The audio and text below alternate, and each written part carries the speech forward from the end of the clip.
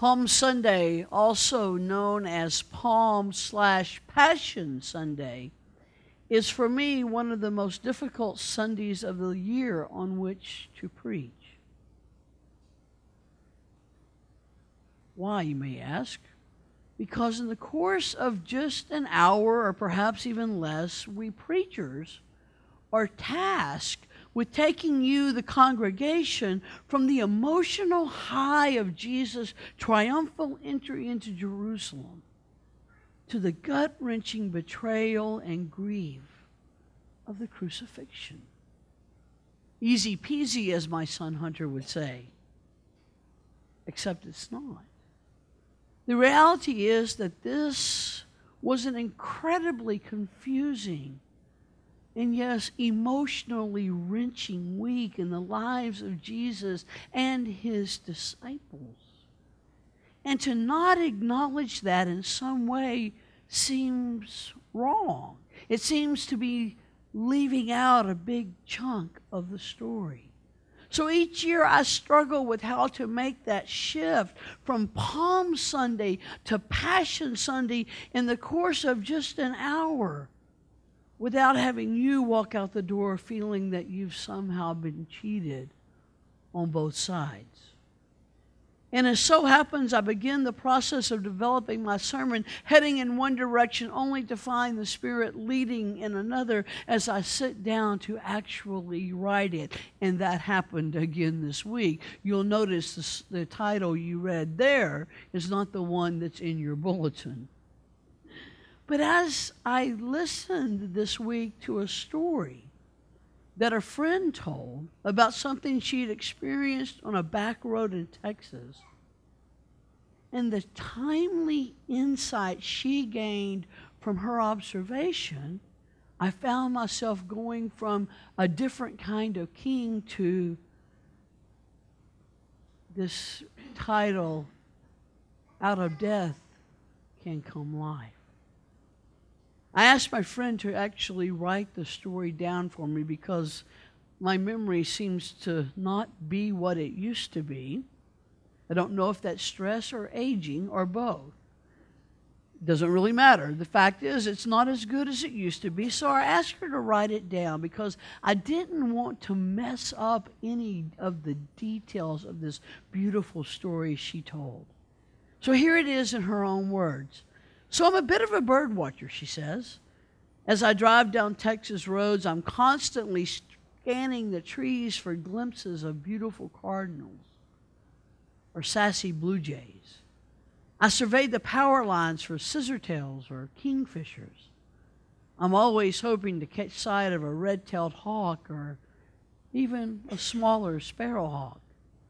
But the other day, she said, I was driving, and to my surprise, I saw 2 buzzards on top of a utility pole. Now, that's no surprise in and of itself. We always see ugly old turkey vultures, right? On the road, in the bar ditch, on telephone poles.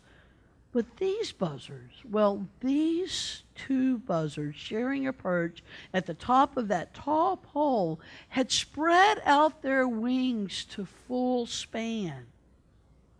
And I wondered, is this some sort of mating ritual or what? Maybe they were just 2 guys trying to establish which one was the alpha. That happens, right? Maybe they were ready to chest bump and they just needed to spread their wings at the same time in the same place. But she continues, but I tell you, it was simply majestic. Majestic. Buzzards. I know, right?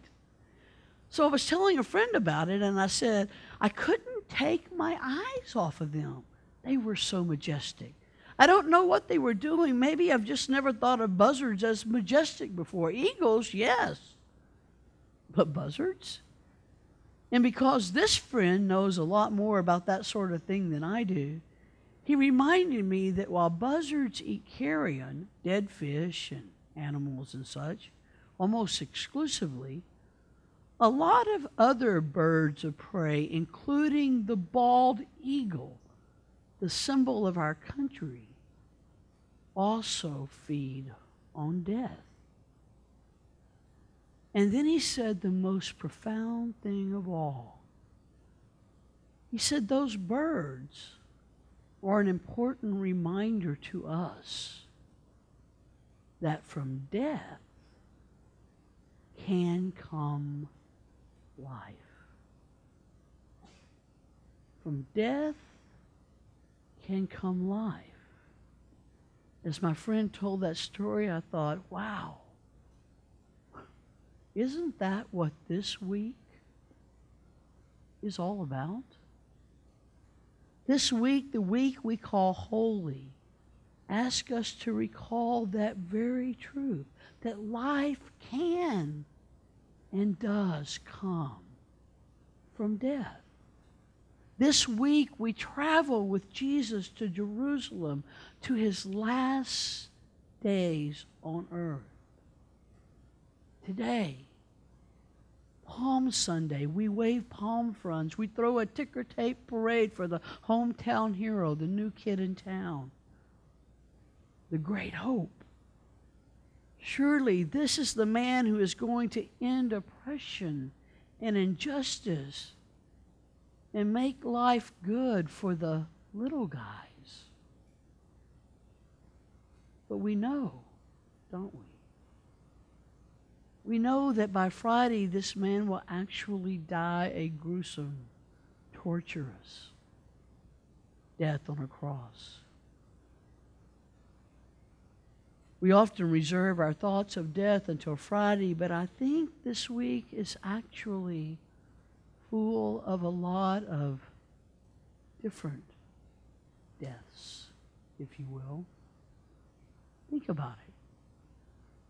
Any of us who have lived any length of time know that there is more to death than just a physical ending. Death can come in different ways, in different forms. Jesus weeps over the city of Jerusalem, heartbroken that this is the place where many of God's prophets have been killed and the faith of many destroyed.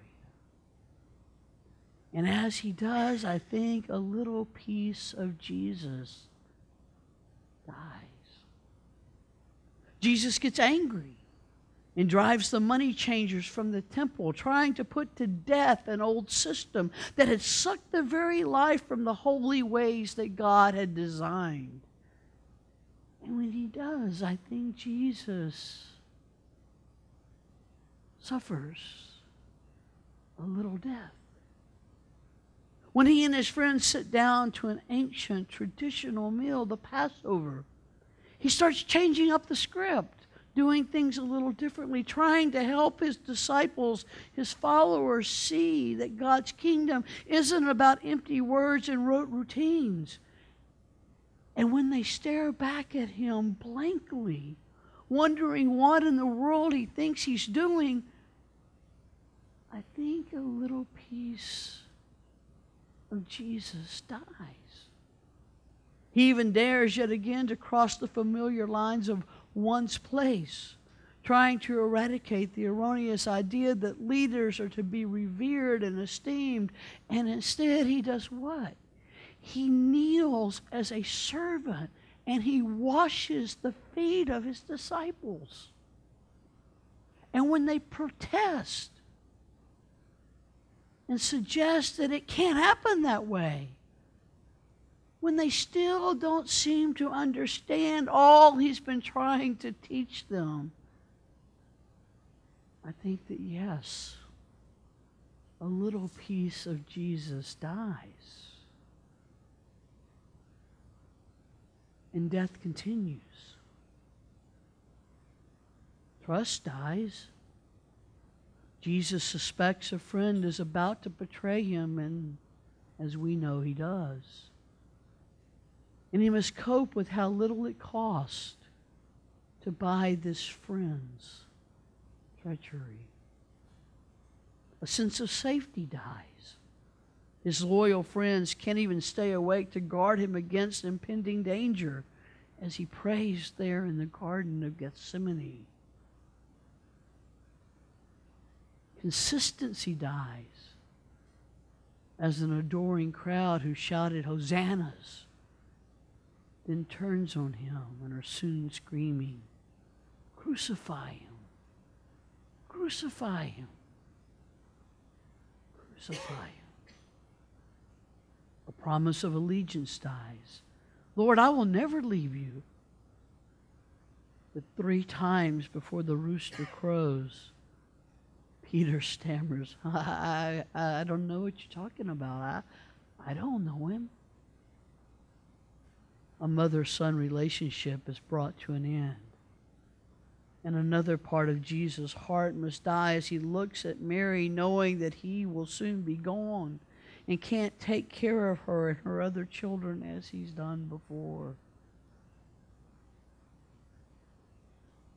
And then, of course, his actual body dies. The whip strips pieces of his flesh. Iron nails kill nerve endings. Brain cells begin to waste away because his crushed lungs can't get the oxygen they need. And eventually his heart just stops. And death comes. And the world is dark and sad and emptier. And for the rest of that day and the next, there are some who see only death and think only of death. But somewhere, sometime in the first glimmers of dawn on that 3rd day, God whispers,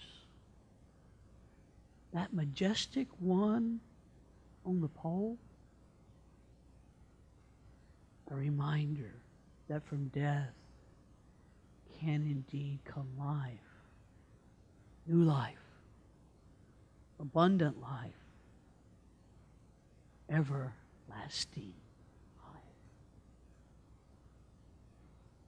May this week, all week, be holy to you.